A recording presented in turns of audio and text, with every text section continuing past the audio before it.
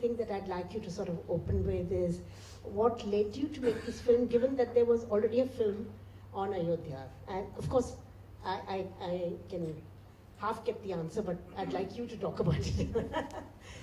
Thanks.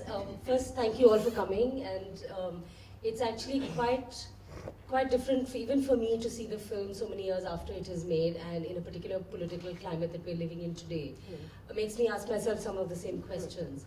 Because in the build-up to Anand's films are actually pre even the demolition, right? He was making films as they were mobilizing.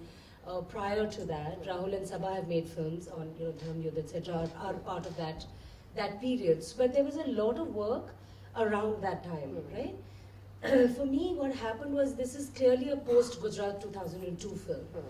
Where we're in 2003-4, when I started working on this film in my head, it was clearly coming out of a Gujarat moment of actually saying that, so there are these sites at which you have these completely explosive situations, or that become, like it's the way I'm using the word Gujarat 2002. There's a way in which I'm using it to symbolize everything that happened, all the violence, all the genocide, all the state complicity. There's a lot of stories, and depending on our own location, we understand it in a particular kind of way. So I started thinking about other ground zeros, if you will, to use this very American kind of term, that what are these other symbols and what do they actually mean? And that in a way, it is, if you are against communal politics, or if you stand for a certain kind of secular values, it is easy to locate both your anger and responsibility, as it should be done, to certain symbols, right? If in that zamana it was Advani and Uma Bharti and X and Y and Z, Togadia and whatever, then later it was Togadia and Modi and whatever. So there are all these big symbols. But I wanted to look at, and that's why it comes out of the Gujarat moment, of what is local participation. Both in the violence, in the build-up, in the support, and in the fallout.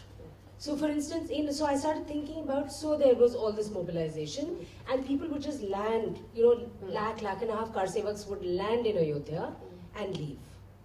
And land in Ayodhya, you think about it, it's a city of then about 25-30,000 people. The dynamics of that place has got to be completely changed. The little town has to change. Because honestly, if you've never been to Ayodhya, and that was my memory of being there in the early 80s, before all of this had blown up, as the young kid who's the primary narrator of the film, it was such an innocuous little place. I only remember it because it was a trip we made as a kid, and because of some of the debates and some of my own, as I was growing up, questions around religious symbols and gods and X, Y, Z.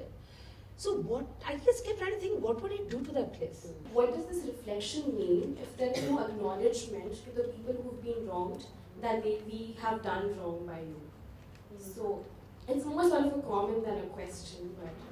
No, I think it's valid, and I take your point that it's not really a question, but there's just one thing I want to add to that, because there is a question about truth and justice and then moving on, as opposed to trying to move on without justice, which is what people are doing all over this country, and seemingly from the way things are going, increasingly so. But the thing I want to say about, some of this is retrospective wisdom. Because let's not forget that in a way, all small towns, and it took me a while to actually figure out what was different about Ayodhya. In most places when you go and you're doing films on sort of social issues, where there are all kinds of inequities, people have some idea that if this happens, so there will be some relief. A bridge ban jayegi, so connection ho jayega, university aa jayega, I don't know, something. Ayodhya is that place where there was the hope came, and the hope passed. That is a different kind of place to be at.